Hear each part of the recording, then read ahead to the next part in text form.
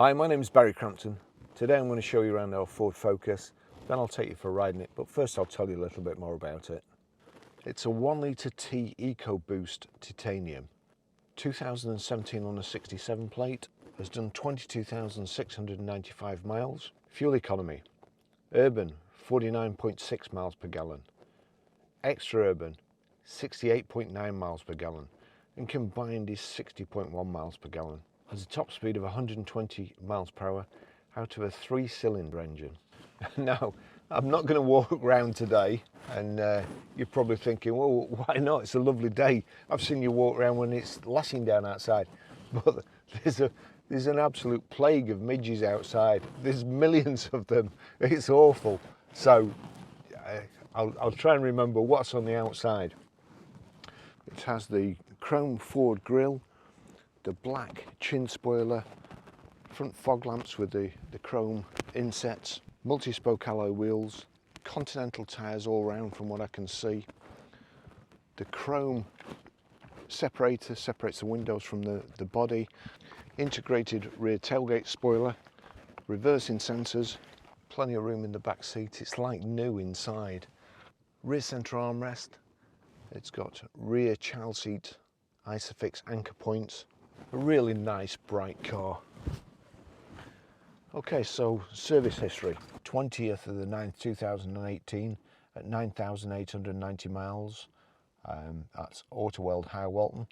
21st of the 11th 2019 at 16,851 miles. Autoweld High Walton. 9th of the 9th 2020.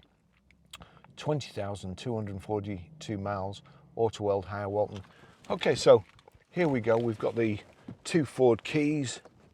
It's keyless start, so as long as you've got the key on you, the car's going to start. Sorry, extremely busy this morning. Messages flying in and out all over the place. 6-speed box. It's only a 1 litre engine, so I'm going to take you a little bit through the country and also up the motorway, because no doubt you'll be wanting to know what it's like on the motorway. Turn that down. It's got, here we go, the best thing really, probably best invention.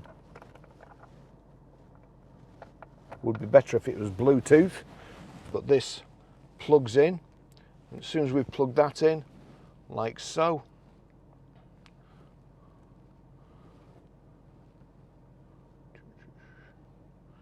Apple CarPlay should start.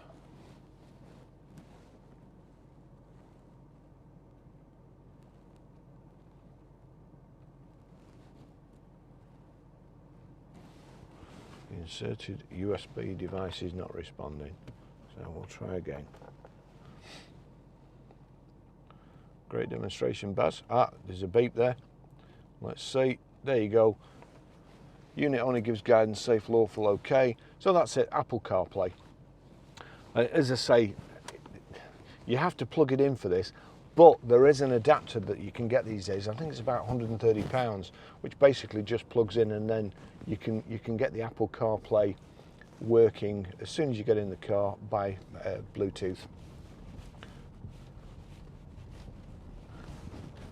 So as I say, sadly, it's a beautiful day, but there are clouds and clouds of midges up here. It's awful. I couldn't get out of the car. It was that bad. Anyway,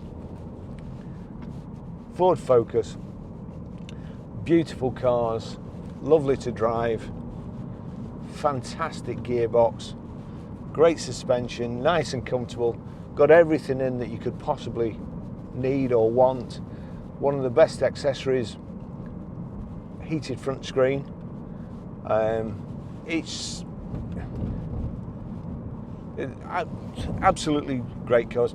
But probably about 20 years ago, there was a saying called or Mondeo Man, Ford Mondeo Man, and really speaking, it was Mondeo and Focus, I would think. I had a Focus back in the day as a company car when I decided I'd had enough of the motor trade and went to work for somebody else and realised that the motor trade wasn't that bad after all. But I did miles in that car, and it's absolutely everything you could want. And the reason people stopped buying Mondeos, it went from Mondeo Man to BMW Man, and the reason was that BMWs had a better residual value. They cost more, but they had a better residual value. So all in all, you could get them on contract hire, that sort of stuff, for a reasonably small payment a month. So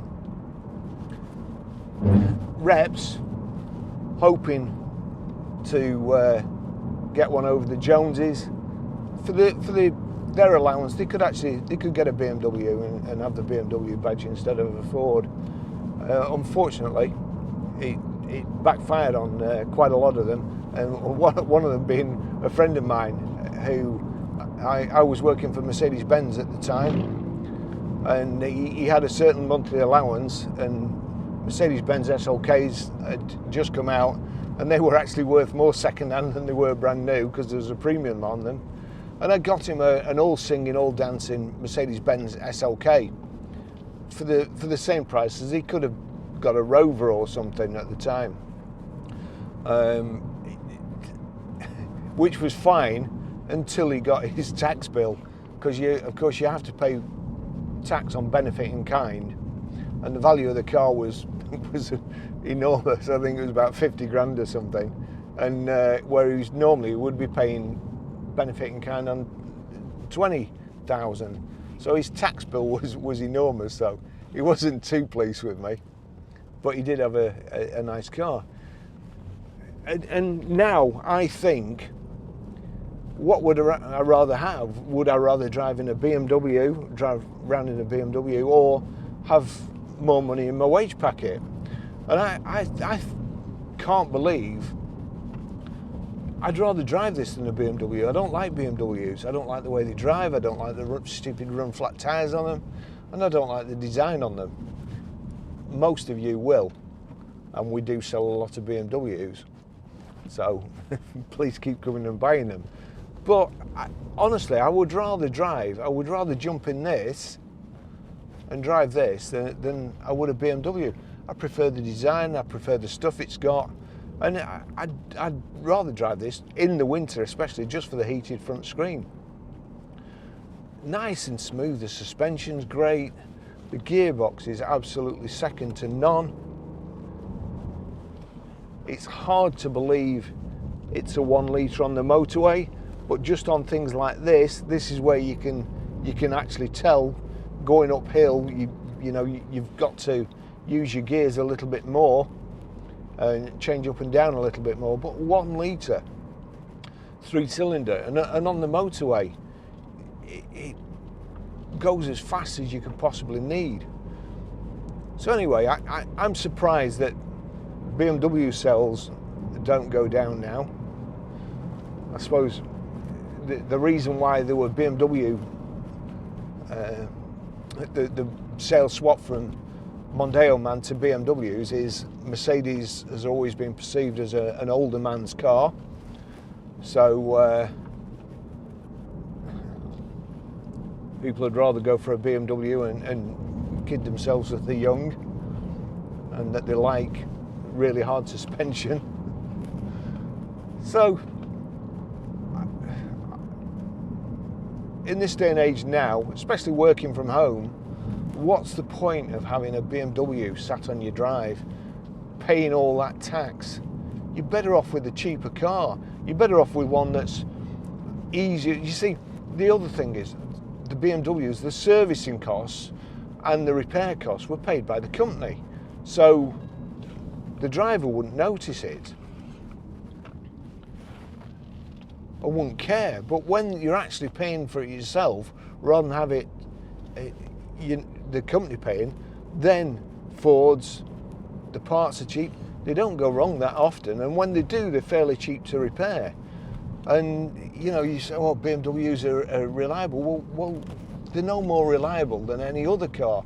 I don't think they're any more reliable than a Ford, and I do know, because we recondition them, they're more to repair. The parts cost more. When you go to deal with people in a BMW showroom, and I've worked in a BMW showroom, and I can assure you we weren't like that, but whenever I go in a BMW showroom, they look at me like I'm something they've just scraped off the shoe. And when you try, I used to buy cars from a BMW dealership, and I rang him one day, and he says, I can't be bothered with traders. Yeah, okay. The traders that keep your business going. But that's it.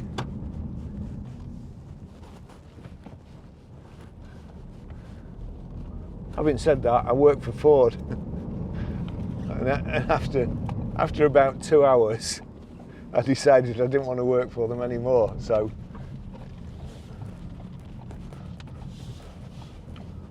I guess that's a conflicted story.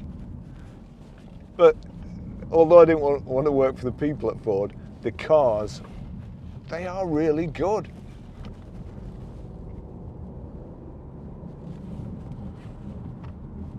You know, as I say, this gearbox, and it's the same on all Fords, and always has been the same on all Fords, and nobody else can just seem to get it right, or as right as Ford.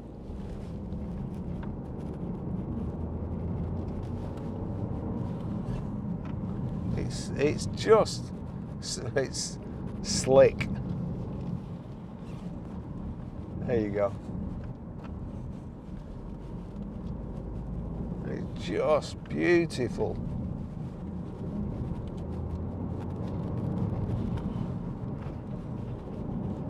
The handling on Fords, I suppose the rally pedigree has helped them over the years.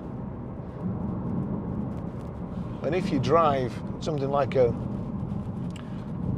Ford ST, they are superb.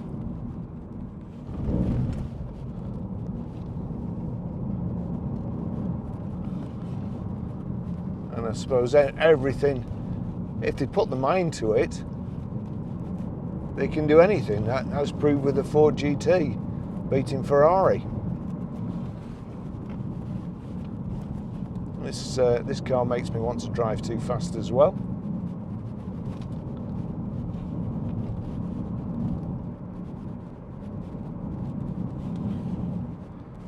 It just handles so good. Right, the car. So it's a 5-door. Plenty of room. I've got plenty of room here. It's a manual 6-speed,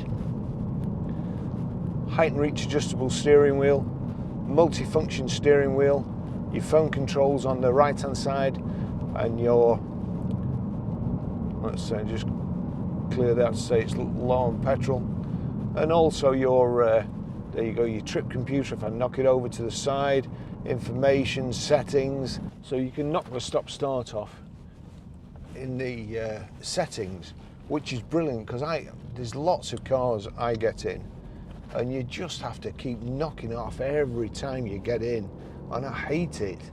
Another thing I'd like to see is being able to knock the radio off on some cars. You jump in the car and the radio comes on straight away. I don't want it to come on. So Fords are really, really well thought out. They're quite simple.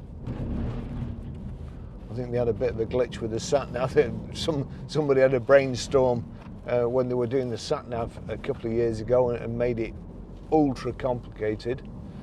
But this with Apple CarPlay, that's all you need. You know, as long as your phone plugs in these days, you don't need all these things on the dash and how many miles per gallon you're doing, how far you know, trip counter and stuff. You just need your speedo, you need your, perhaps a rev counter. You don't even need a rev counter really, but it is nice. Fuel gauge, coolant temperature gauge. I'd like to see an oil pressure gauge in all cars, because that's the first sign that anything goes wrong. is basically oil pressure.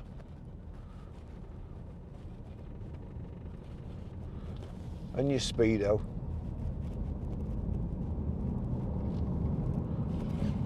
Got cruise control here. Cruise control again, not overly complicated, but in my opinion, one switch too many. You have to click cruise on and then click set, like so. So I suppose some people will think, well, you could accidentally click cruise control and knock it on straight away. Fair enough. But you could accidentally open the door and fall out. So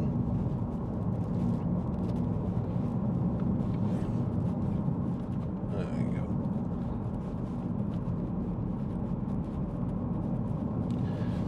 So we've got, you can use the Apple CarPlay, that mirrors your phone, as you can see there. You've got, and you can use Siri as well. Hey Siri, navigate to PR5 4EA.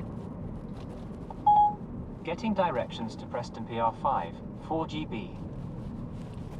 I don't know why it does that.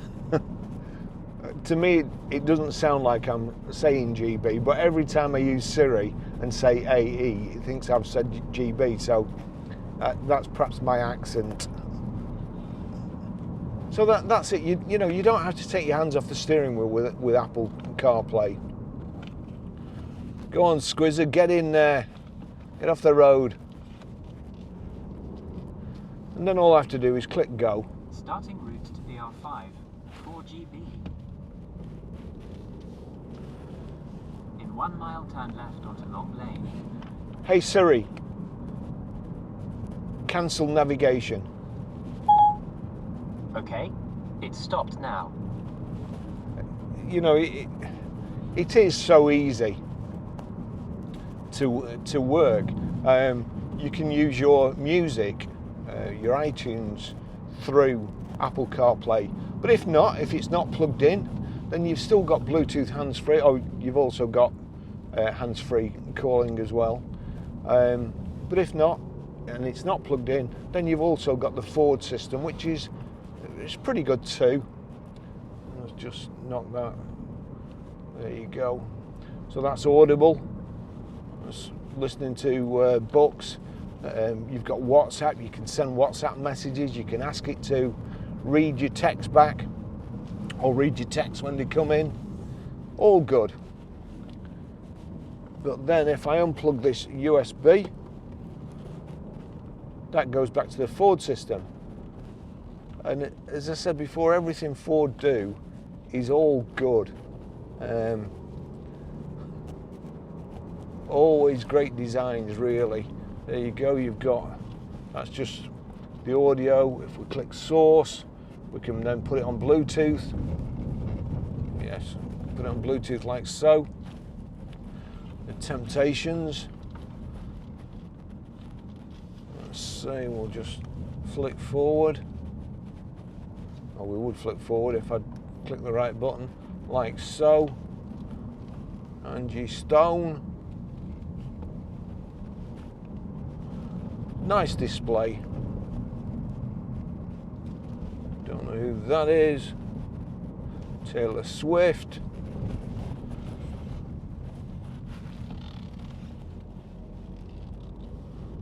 So as I say, easy to use. Come on, Eileen, how's that got me?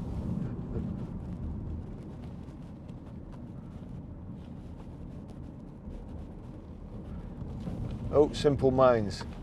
Might have to, got a lot in common with them. Let's just turn it up a little bit.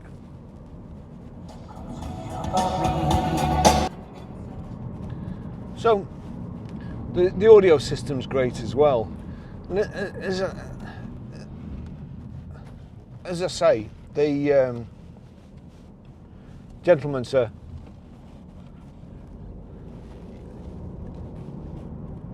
why these days working from home, why would you have a car paid for by the company? You'd be far better off not getting taxed, having your own car, having something smaller that you can afford and not worry about keeping up with the Joneses, something that will do everything like this, reasonable to service and reasonable to insure. So I'm sure we'll see Mondeo Man reappear.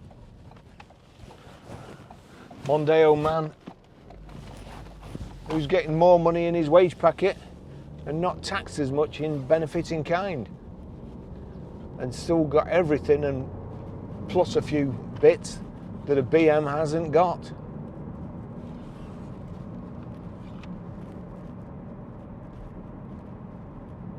You know, it really makes me sad when I think about the way the British car industry used to be and how it should be, and hopefully how it will be again. Everything, or all the news I watch, because I don't watch the BBC, all says how good the country's doing. Everybody's investing. This morning there's more jobs, more vacancies for people since pre-pandemic. We've got, technically, we've got Fords and Vauxhalls, Range Rover, Jaguar, Land Rover. Then we've got other, you know, the Morgan factories, Lotus. Such fantastic cars. Why buy a foreign car?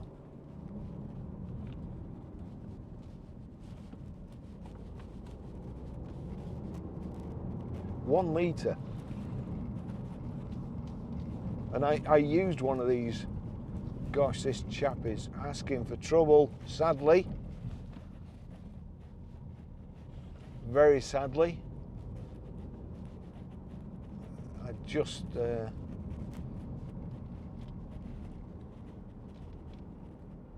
speed people drive around here. Ah, that's okay.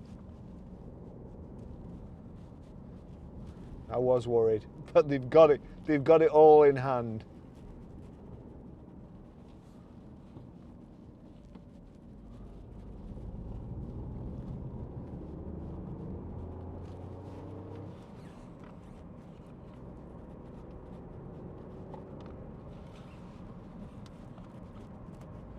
There's the roundabout collision button. If you've not knocked it off in the settings and you want to knock it off here, got a 12-volt plug there. And again, Ford design. Ford design, right? That's my cup. Normally, in most cars, you put it in the cup holder and it's there. Now that means that I then struggle to change gear, or I'm changing gear like this. But in Ford actually has a little compartment under here, and you can move the compartment. You can open and shut the compartment. Well, it would do if I could. There you go. So I can shut that compartment. So if you don't drink as much coffee as me and you've got a smaller cup, then it's still reachable. But here, so we'll put that there and that there, and also these two little things to make sure your cup's secure, just movable.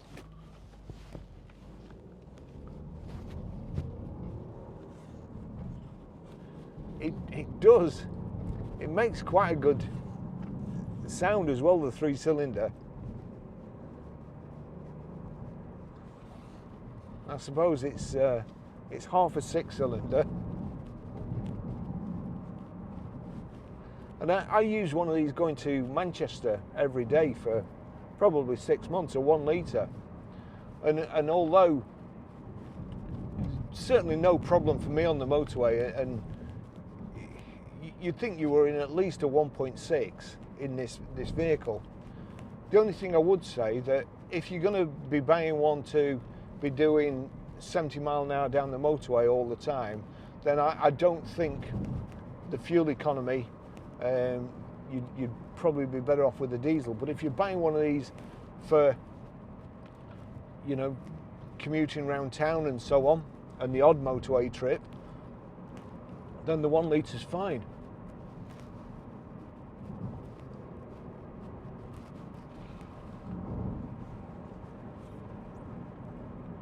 Nice and quiet, no tyre noise to speak of.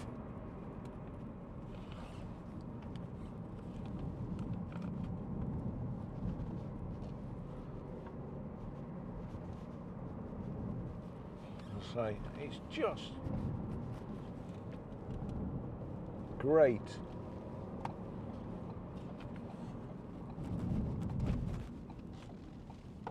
It's a lovely driver's car.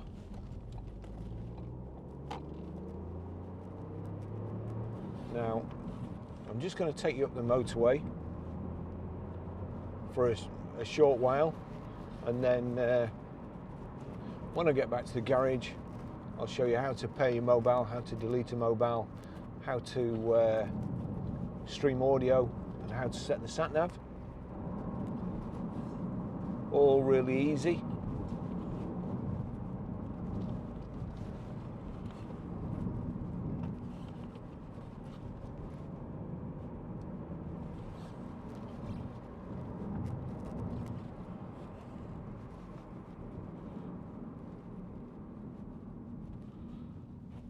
I love driving these.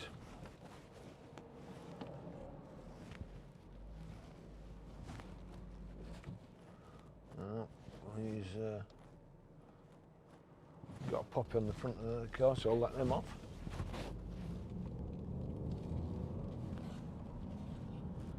Right, let's get going. We're in a bit of a... I should have perhaps given them some time to get in front, but look at the steering on this.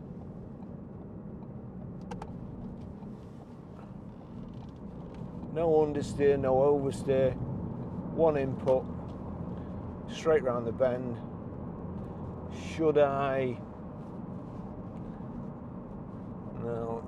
If I was in an ST, I'd do it, but I'm not going to in this.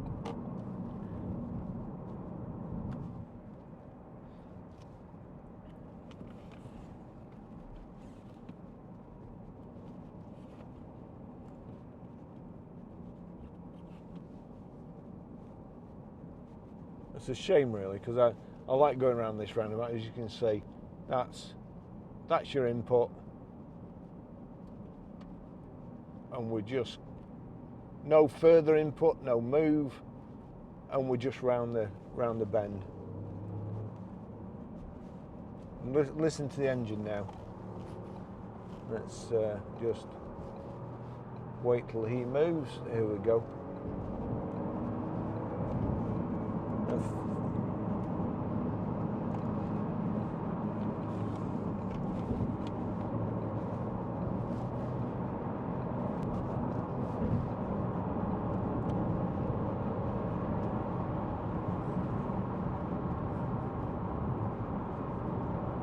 Now that's actually too fast. And we're in fourth. It was fine in fourth.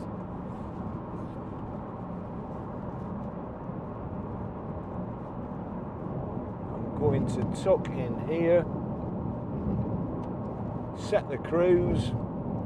So click on, click set, and then we'll just get to 70.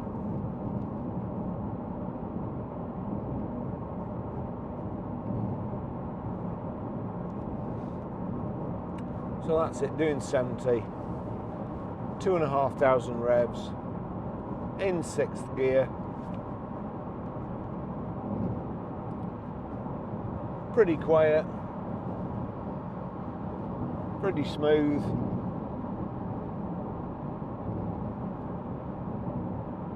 I suppose a lot depends on the tyres you have fitted.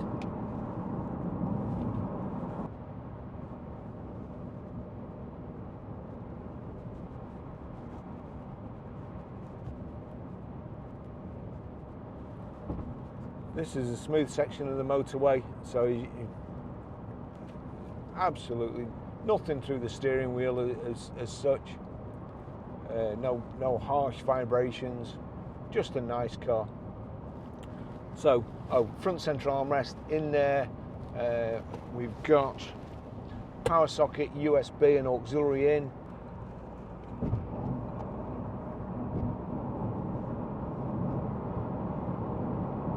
Just where we're coming off the motorway in a short while.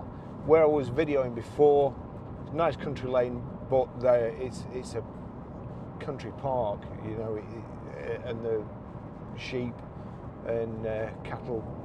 Well, not cattle. You don't get many cows on the road, do you? But anyway, so these sheep wandering about on the road, and it's dangerous to go fast, really.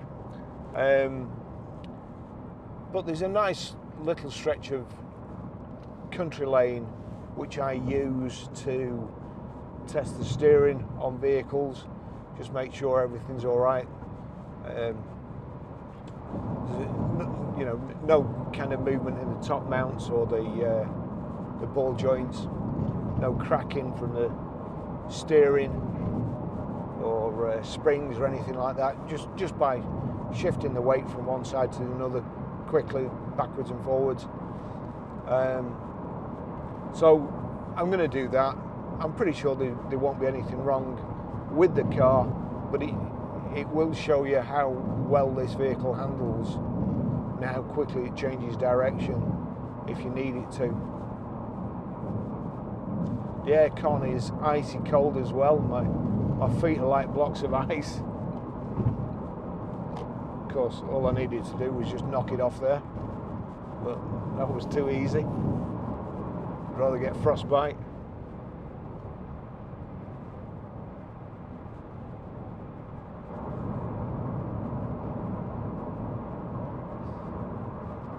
Nice thick steering wheel, good feel to it, and everything just to hand. Again, Ford design.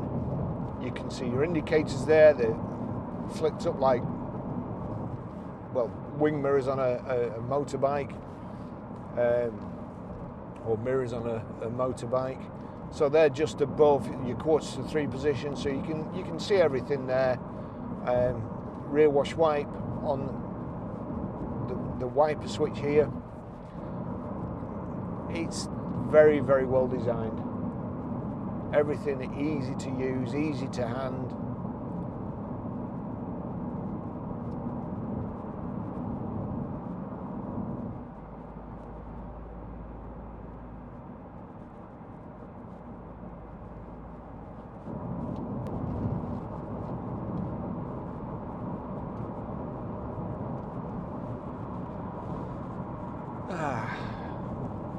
As I was saying before, cup down there,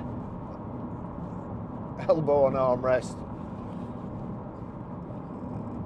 and great Ford gearbox.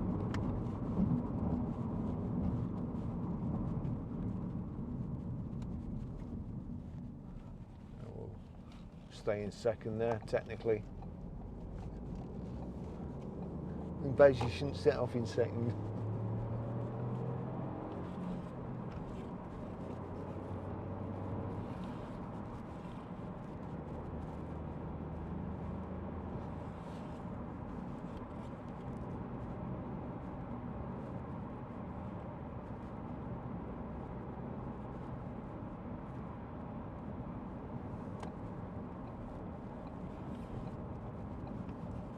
There we go. Right, I'll just take you up this country lane now, and then cut this piece of video back into the other video.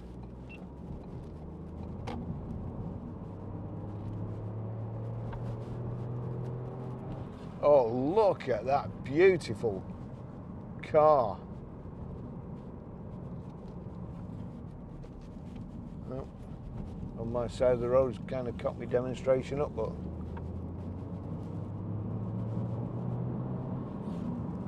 so here we go. Look, you see a lorry coming.